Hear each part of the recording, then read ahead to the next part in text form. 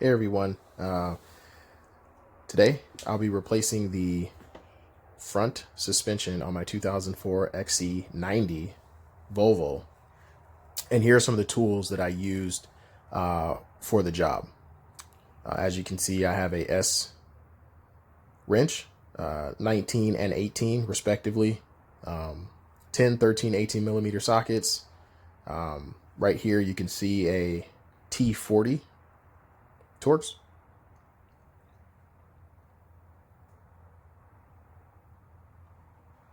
There you have two pry bars, Torx bar, quarter, half, quarter, 3/8, and half-inch wrench. Also, I have a thin 3/8 and quarter-inch swivel neck wrenches, and then quarter-inch extension and two 3/8 extensions. So here we're on the passenger side of the vehicle. At this point, I'm going to take out the speed sensor right there, as you can see, and that's going to be a 10 millimeter.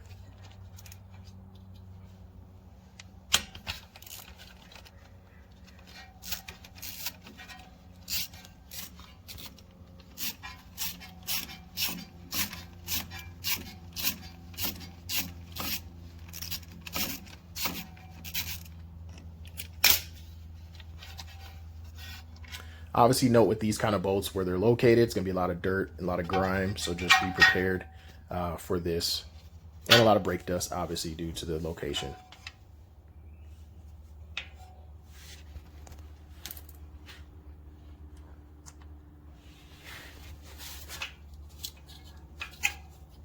Just make sure with things like sensors, you kind of move them out of the way. So next, I'm moving to, so it is held on via this like rubber grommet to kind of keep it in place so it just doesn't dangle out and you're not zip tying it.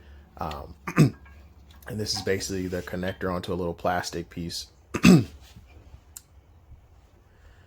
So once again, like I said, there's a plastic piece with a little bit better angle. You can kind of see it's just a rubber thing that slides into that plastic holder there. You just wiggle it out. Obviously, it'll be full of brake dust and stuff like that, so maybe a little difficult, as you can see. Aside from that, you can also just spray a little bit of like 10W40 on it, and that would have probably helped get it out a little bit faster. All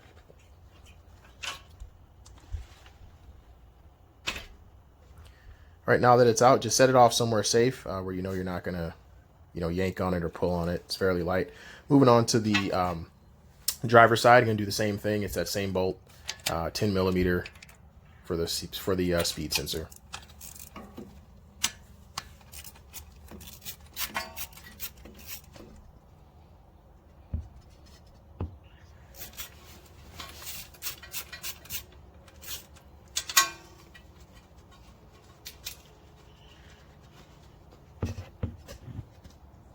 Oh yeah, as you can see back there, that control arm bushing there next to the outer tie rod looks like it's tearing a little bit. I have to fix that too. But yeah, once again, right, like just be delicate with some of these electric parts. Just understand that, be patient, because the last thing you want to do is rip one of those out and you don't necessarily have it, and you got to go find one.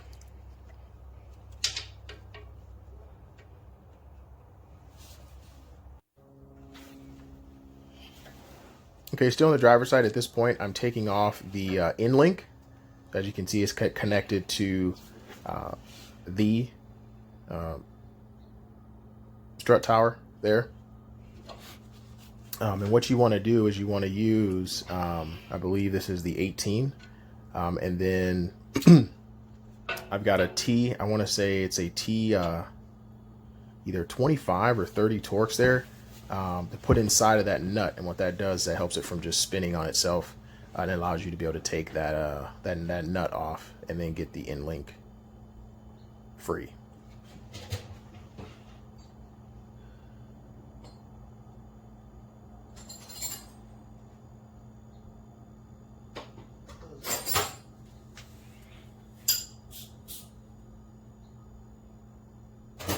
Yeah, I think here I'm trying to figure out what the heck I'm supposed to be doing. Trying to get a different wrench. Yeah, that probably is a much better idea.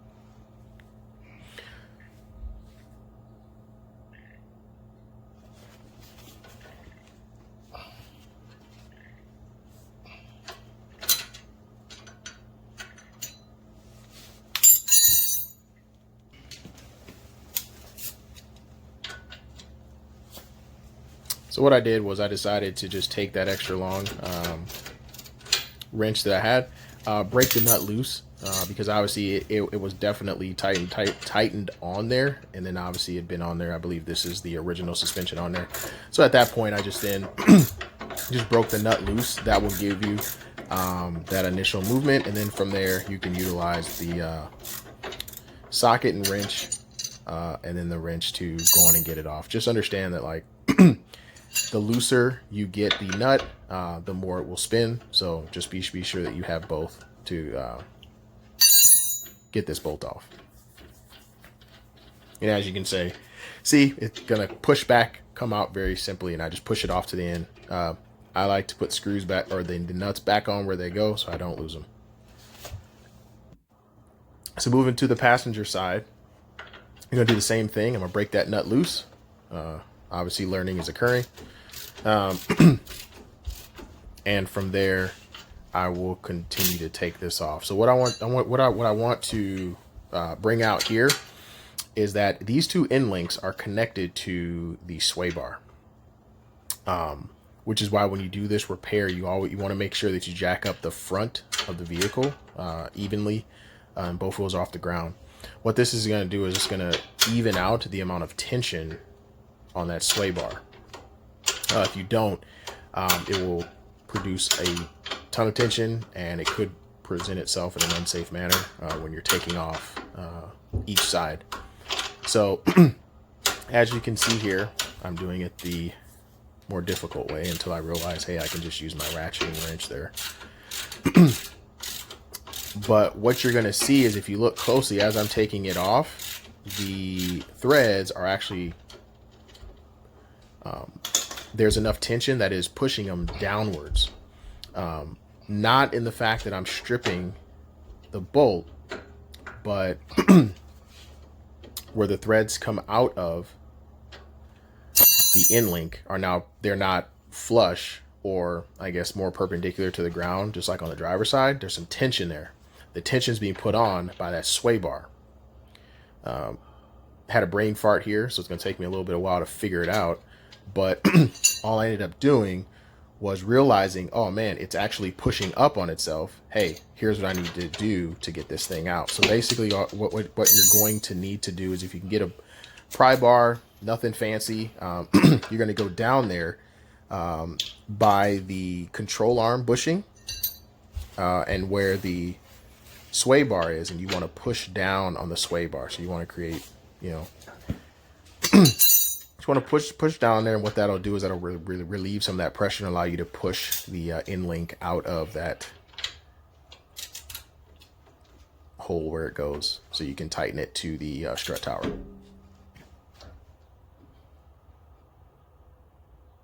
Okay. Once again, here you go. You can see that I have the pry bar, and I'm pushing down, relieving that pressure. Sorry about the camera angle. You can't really see my hands, but you can hear that I'm actually now just hand twisting off that nut, and I'll push it back, yep, and over, and you can see. Once again, being mindful of the speed sensor that's hanging there.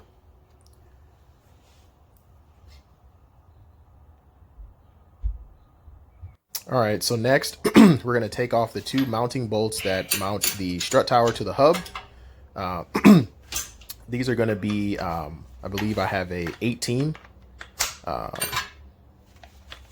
18 millimeter on the electric impact, and then I have a 15. I think it might be 15 and then an 18. Electric tools make this significantly easier as far as breaking them off, because I mean, those nuts have been on there probably for a long, or at least the life of the strut towers. This one I got, I think I got for about 7 or 8 years. Mainly just use it for, you know, breaking bolts loose to take them off, take, you know, my wheels off the hubs and do rotates and balances and things like that. Yeah, I like to keep nuts and bolts together. I think it's just an easy way to ensure that you don't lose anything, and you, as far as muscle memory, you generally know where that bolt came from. So as you see, just pull it off, wiggle it. It actually came off very easily. Now we're moving to the driver's side. Gonna do the same thing that I did on the passenger side.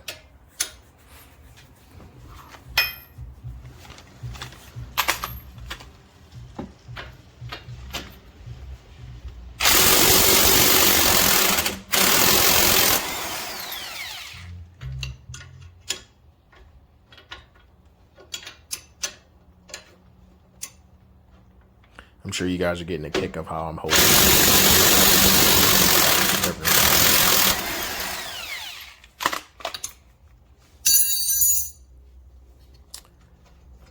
Obviously, as you guys are seeing, I'm kind of giving you the real-time speed of how long it took me to do this. If you guys are still watching, I really appreciate it if you could at least hit that like button for me. Subscribe, share with your friends who may have Volvos if they don't. A lot of these same techniques can be applied to all makes and models. That would be very cool. So as you see, slides off, very simple. And at this point, we're just going to continue. So now I'm back at the top. As you can see, this is where the strut tower bolts into the top of the frame. So these are going to be 3 13 millimeter bolts. Now at this point, you want to be obviously mindful that you don't have anything in the way, because once you take these 3 out, these are the 3 that are holding the actual, I'll call it a McPherson strut, because it is a strut and a spring combined, holding them together. And so once you loosen these bolts, it's going to slide right out.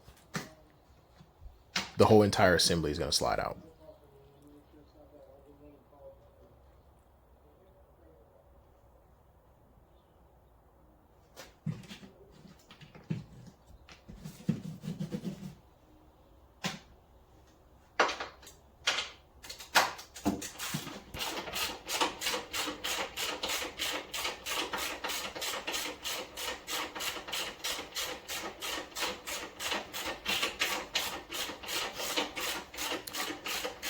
Through this, I'm also using hand tools. Most at-home mechanics will have electric tools. As you can see, now I moved to my electric 3/8 battery powered. As you can see, I've got one hand on the actual strut tower, one pulling out, so it doesn't just fall out and hit the hub. So right now, I'm just going to pull it out. As you can see, you just gently guide it out, just making sure you don't hit anything, and then there you go. One whole piece. And we'll do the same for the passenger side.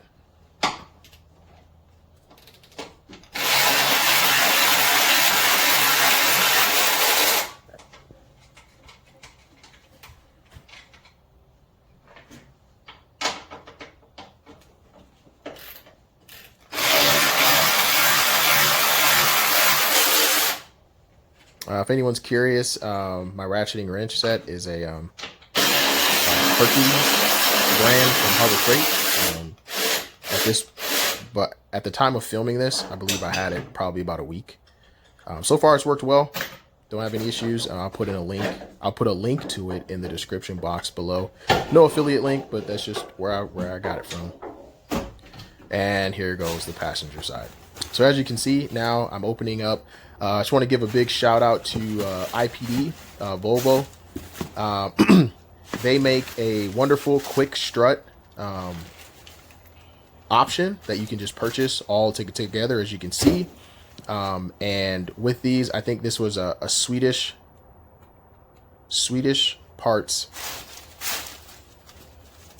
Performance Parts. I think that was the company. And as you can see, included in the box is that plastic bracket that you can use to mount the rubber boot for the ABS speed sensor.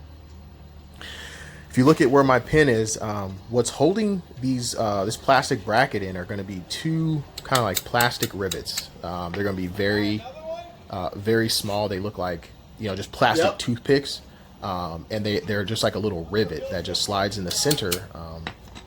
I'm gonna need it of the brackets, and it provides the tension which holds them in place on the strut tower. As you can see, pretty small, looks like a grain of rice. So be careful at this moment because they're very easy to lose. Obviously, you can see my driveway is the same color as them, so it'd be kind of hard to pick it out if you were to drop it.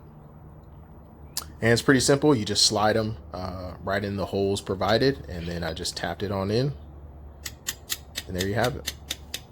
Some companies don't provide that plastic bracket, so understand that you may want to keep it. Just make sure you put it on the right side, the correct side for the strut that you took off, so that they're just not backwards. I mean, it's a quick fix, I guess, if you do it the wrong way, but yeah. One big thing I want to talk about the quick struts with at least IPD is a known failure on these Volvos is going to be the strut mount. According to, you know, various forums, Volvo used more recycled rubber when they made these from the factory, so they tend to tear and break, and then that's when you'll get that rattling as you're going over bumps through the life of the strut mount. So they have manufactured a more robust rubber, and that's one of the big benefits if you get these quick strut kits. If you don't want to do the whole compressing of the spring and then putting it on yourself, they actually equip these with that heavier duty strut mount, so you'll get significantly more life out of it and a lot of quiet miles down the road.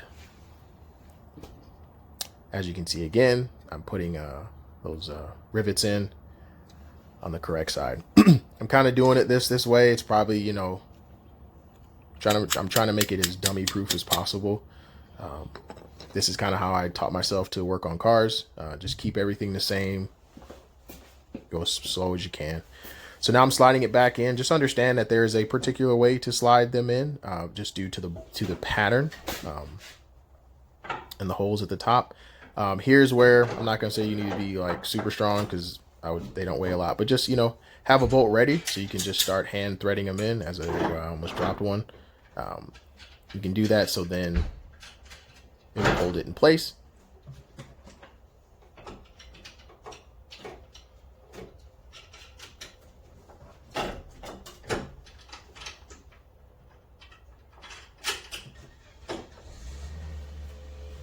All right. And so once you put them in, you can actually rotate the strut tower. So you just want to make sure that it is facing the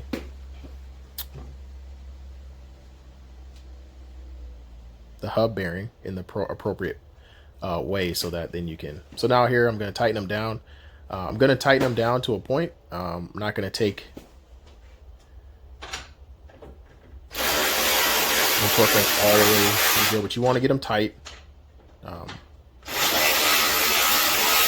crazy, but nice and snug, so they won't.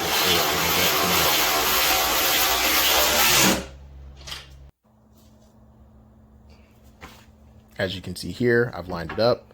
Once again, at least for my process, what you want to do is you always want to make sure the nut is on the back side. So the bolts should be pointing, if you did not have the nut on there, to the rear of the vehicle. And so as you see, putting it on, it was, a very, easy process. I didn't have a whole lot of resistance as far as lining it up, but just, line it up, take your time. They'll get through fairly easily. Slide them on. And a lot of it is just, repeat what you did when you took them off. This isn't a very difficult. So what I'm doing now is I'm actually looking to, I want to get the end link into the spot or into the hole prior to tightening it down, just to make sure everything is seated properly, and that it's not going to add any more torque onto that end link. As you can see, kind of struggling here with this shorter one, but now I'm putting it in. But I found out. So here's a funny thing. With these strut towers, what I had found was that, as you can see, I'm having difficulty pushing it through. Due to the manufacturing process, I looked in, and I'm going to show you it here shortly. There's a little like nipple that was hanging out that was providing just enough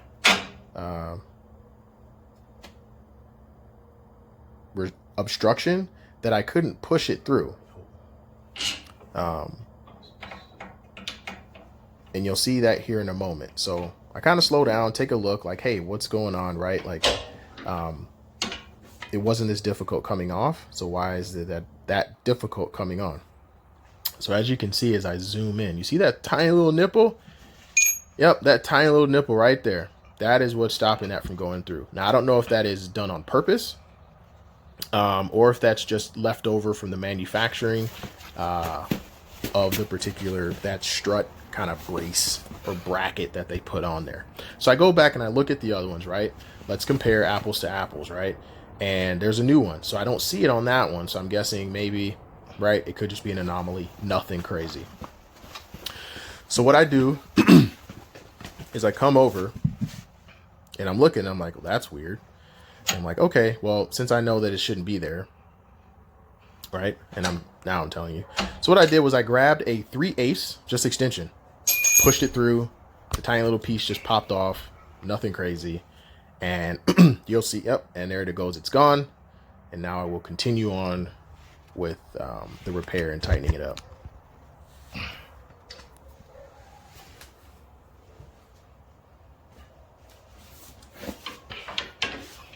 At this time now I get a longer pry bar to make it significantly easier for me taking the pressure off of that sway bar to then get that end link back into the its slot where it goes on the tower.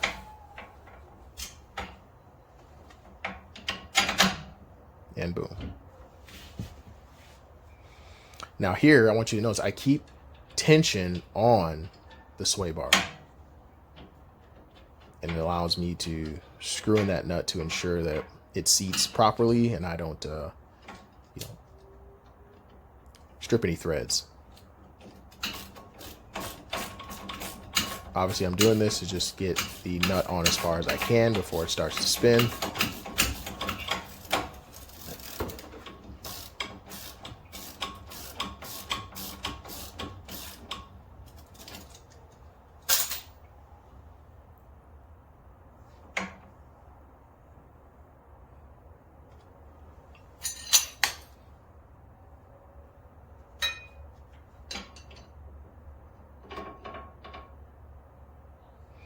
At this point, once again, I'm making sure that I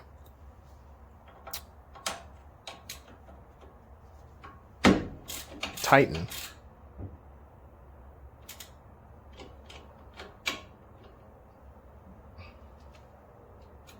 that end link and ensure that it is going to seat properly before I tighten the bolts that connect the strut to the hub.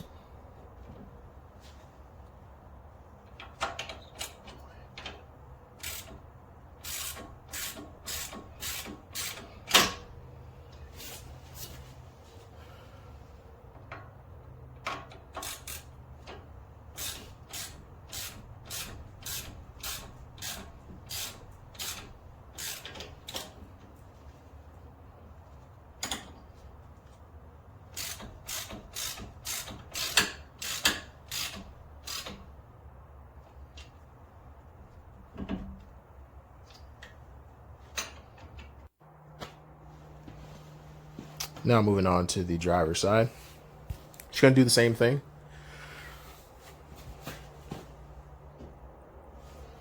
As you can see, this is a very straightforward job. Nothing real exciting, but you know, I think if you just take the time, move at a good steady pace, you can definitely get this done. I believe this took probably, realistically, maybe an hour and a half, 2 hours, and that was moving at a very comfortable pace. You know, taking my time. Definitely something you can do on a Saturday morning. Heck, you could do it on a Friday night before you go out.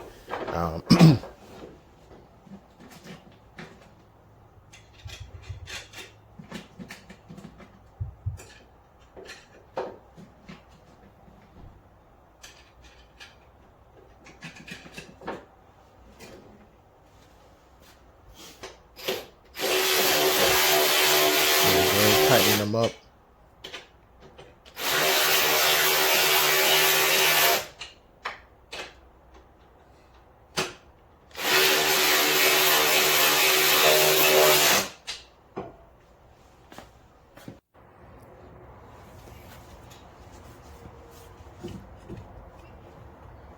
And connecting it to the hub. Once again, you want to make sure those bolts are pointing towards the rear of the vehicle.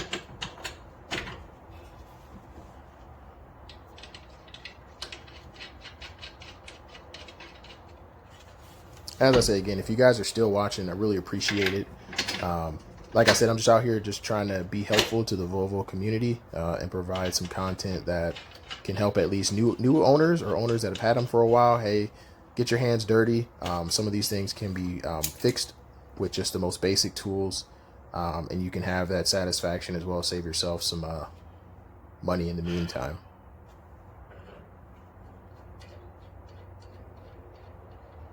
So interesting enough, as I put the in link on here, see how it just slides right in? Like I don't even have to put any tension on the sway bar.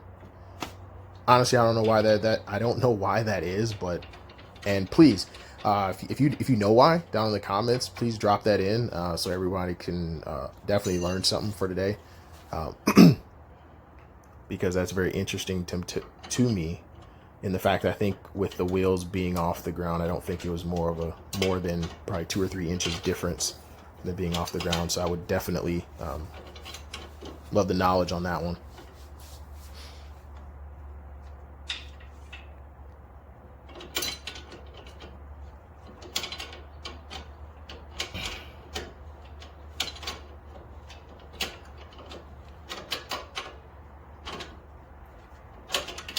Once again, I'm tightening this bolt as if I've never worked on a vehicle in my entire life.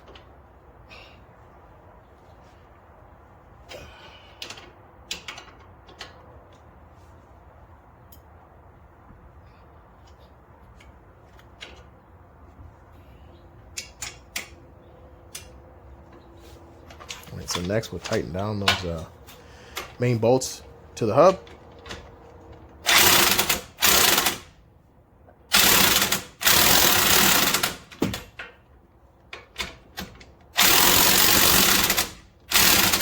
Or the hub bracket.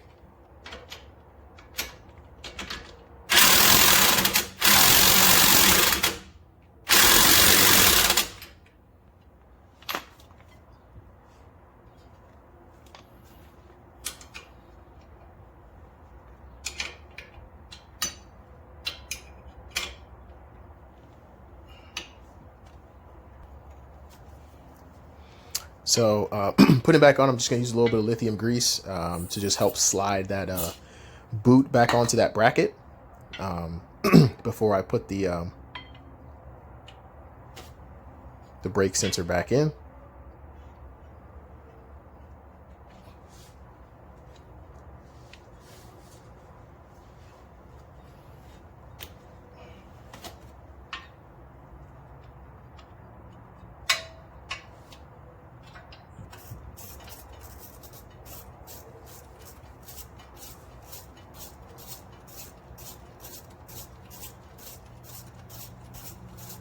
And just tighten it down real snugly so it doesn't come out. Oh. And moving on to the passenger side.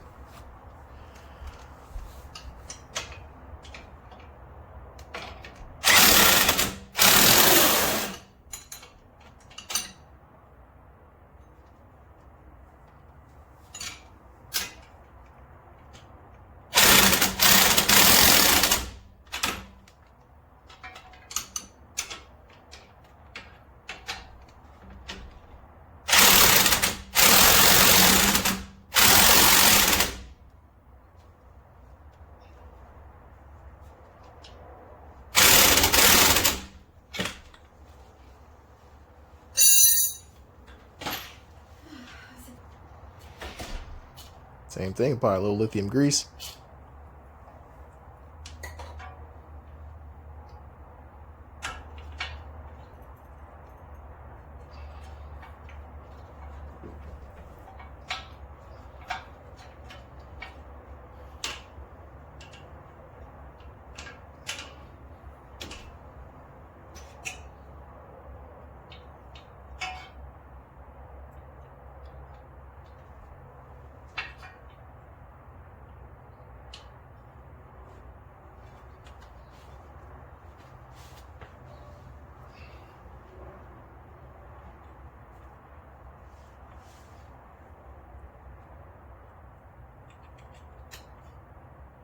And we'll tighten that speed sensor down.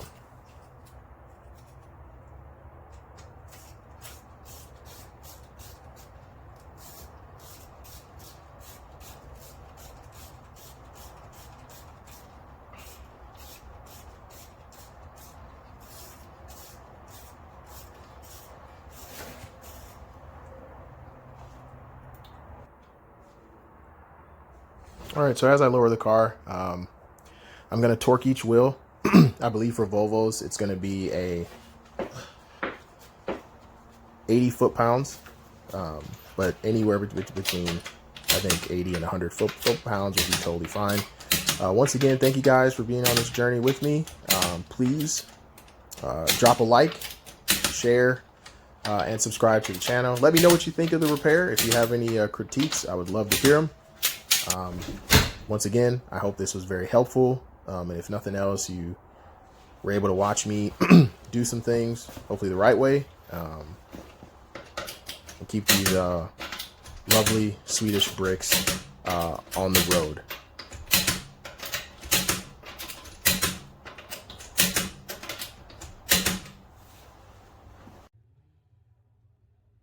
Thanks for watching. Like, share, and subscribe.